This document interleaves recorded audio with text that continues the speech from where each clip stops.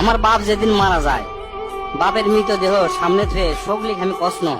আমার বাপ যার কাছ থেকে টাকা ধার লিছে বা যাই যাই টাকা পায়, শোকলি আমার কাছে জানাবেন, আমি শোকলি ঋণ শোধ করে দেবো। এই কথা শোনার সাথে সাথে আমার বোন হাত ঝাঁকি দিয়ে হলো, ভাই তুই শোধ করবো কেঙ্গা করে? তুই তো আজ 5 বছর ধরে চাকরি নাই, বেকার থাকে এতগুলো টাকা তুই কেঙ্গা করে শোধ করবো? বোনকে আমি আস্তে আস্তে অভয় দিয়ে কোনো চিন্তা করিস না বোন, বাপের সব ঋণ আমি শোধ করে দেবো, 1 টাকাও বাকি থামো না। পরের দিন সকালে ঘুমোর থেকে উঠতে না উঠতেই দরজা খুলে দেখি বারান্দার 4-5 জন লোক বসে আছে, পাওনাদার।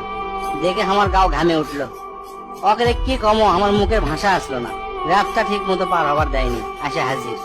সামনে যাতে একজন খাড়া হলো, খাড়া হয়ে আমাকে করছে, আমি অমুক ব্যাংক থেকে আসছি, আপনার বাপ তার বেটা বেটির নামে 20 লাখ টাকা ব্যাংকত ছুঁয়ে গেছে, তাড়াতাড়ি ব্যাংকত আসেন। বাদ বাকি 4-5 জন যারা আছে তারা শোকলি করছে, আমাকে সমিতিতে আপনার বাপ 20 টাকা করে জমা করেছিল, আরেকজন করছে 50 টাকা করে জমা করেছিল, আরেকজন করছে 100 টাকা করে জমা করেছিল। এল্লার টাকা নেওয়ার জন্য আমাকে সমিতি অফিসে আসেন। পরে সব হিসাব করে দেখি বাপ আমাকে জন্য প্রায় 37 লাখ টাকা জমি খেয়ে গেছে। টাকাগুলা হিসাব করতে করতে আমার একদিন রাতের কথা মনে পড়ে গেল। ওই রাতে আমি আমার বাপক কষ্ণ, আপনি ক্যাঙ্কা বাপ, আমাকে ভবিষ্যতে আপনি কোন চিন্তা আছে? আপনি লাগাতে বাপ আমাকে দরকার নাই, কোনো টাকা পয়সায় দেন না আমাকেও, আমরা চলমো ক্যাঙ্কা করে। বাপ তখন মুচকি হাসে কষলো, আমি আমার সাধ্য মতোই চেষ্টা করেছি, সময় হলে সব বুঝবার পারবো। সেদিন ওই বাপের মুচকি হাসে আমি বুঝবার পারিনি, সেই দিন রাত ঠিকই আছে, কিন্তু বাপটা আমার নাই।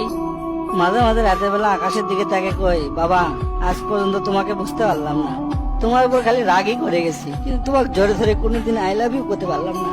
আজ বুঝিচ্ছি, কৃষক তুমি 1 শার্ট পরে 3 বছর পার করেছিলা, কৃষক তুমি 1 স্যান্ডেল 32 বার সেলাই করেছিলা, তোমার কাছে ক্ষমা চাওয়ার সময়টাও দিলা না।